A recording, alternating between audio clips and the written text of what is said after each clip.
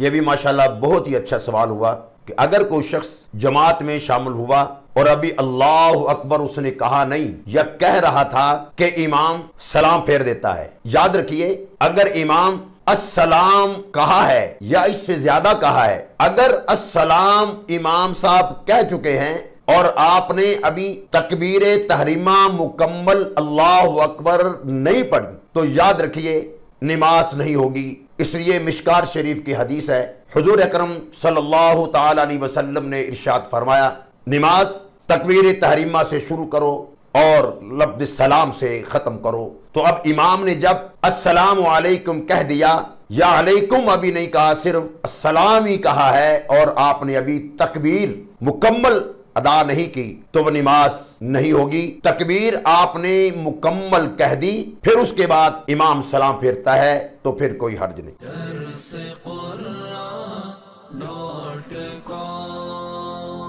www.darsequran.com